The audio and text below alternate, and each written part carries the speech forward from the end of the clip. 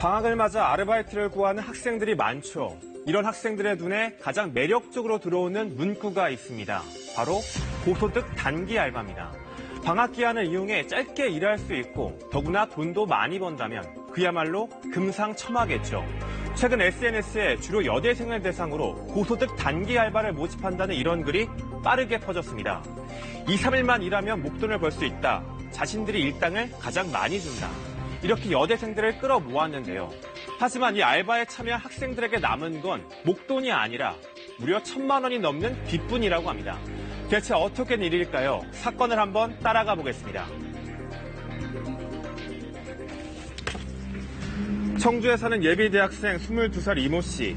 지난해 11월 밀린 휴대전화 요금을 갚기 위해 급하게 일자리를 구하고 있었습니다. 그러던 차에 SNS에서 구인 광고 하나를 발견합니다. 페이스북을 막 보다가 단기 알바라고 딱 해놓고서 하루 일당 페이가 한 30 정도 된다. 조건도 간단했습니다. 21살 이상의 여성이면 누구나 지원이 가능했습니다. 그냥 전화 받는 일이고 서류 정리하는 일이라 크게 어려울 거 없을 거다. 처음에는 격리인 줄 알았어요. 물론 생각보다 일당이 너무 많아 의심도 들었다는 이 씨. 하지만 직접 만나 일에 대해 설명해 준다기에 별 부담 없이 만나보기로 합니다. 그런데 2명이 왔어요. 여자애들 2명. 부산에서 왔대요. 인사하고서 그냥 몇 살이세요? 22살이요. 나던데 우리 말로 올까요? 말로 올까? 친구인데? 구인 광고를 올린 건 이 씨와 동갑인 20대 초반의 여성들이었던 겁니다. 그런데 막상 설명하는 업무는 서류 정리나 전화 받는 것처럼 간단한 일이 아니었습니다. 신용불량자들을 대신 대출을 해주는 그런 데라고 공증을 써주고선 하는 거니까 크게 막 문제될 거는 없을 거다. 신용불량자를 대신해 대출을 받아주는 일이라는 겁니다. 걔네들이 알려준 번호로 1,000만 원만 대출받고 싶다. 근데 어떻게 해야 되냐라고 물어보면 알아서 다 해줄 거래요. 근데 왜 그럼 내가 대출하는 거 아니냐 물어봤더니 아니라고. 너는 그냥 대출하는 척만 하는 거지 대출을 하는 게 아니라. 이 씨의 명의로 저축은행에서 돈을 빌려서 그 돈을 업체가 다시 6개월간 신용불량자에게 빌려준다는 겁니다. 그 대신 이 씨에게 40만 원이 넘는 수고비를 준다고 말했다는데요. 말했죠. 안 한다고도 진짜 수십 번은 말했고 자기들도 처음에 했을 때는 막 불안하고 울고 난리도 아니었었는데 막상 하고 나니까 나한테 필요한 건 하나도 없고 이자 같은 경우는 자기들이 입금을 시켜주겠고 원금 상환 같은 경우는 5개월, 6개월 안에 모든 걸 해결해주겠다고 말을 하고 그냥 그 말만 철석같이 믿고 있었죠. 여성들은 이 씨에게 피해가 가지 않도록 6개월 안에 대출금과 이자 모두 자신들이 갚을 거라고 안심시켰는데요. 결국 이 씨는 자신의 명의로 저축은행에서 1,700만 원을 대출받았습니다.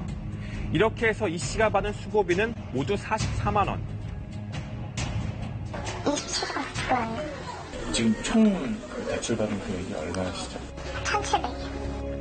알바 모집 광고에는 사람을 소개만 시켜줘도 수고비를 준다는 내용도 있었는데요.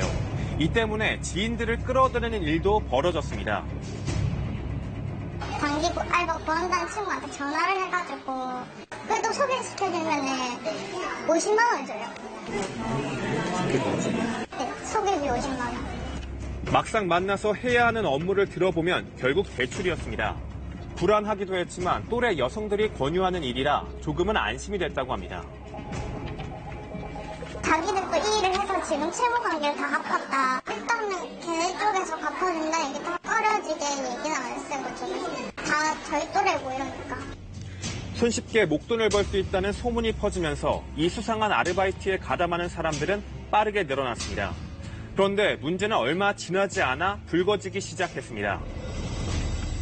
한번 안 했더니 내라고 계속 전화하고 아니면 원금 다 갚아야 제가 알아서 전화하고 유치했잖아.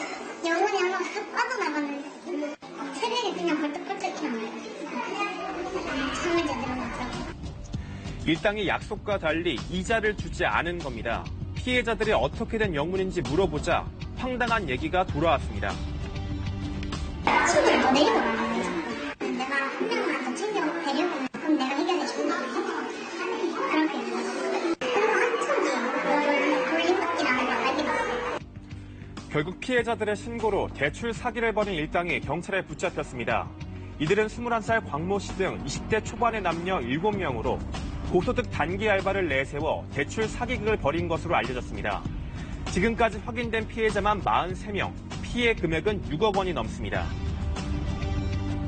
아무래도 이 친구들이 사회 초년생이고 또 금융관계에 대해서는 잘 모르지 않습니까?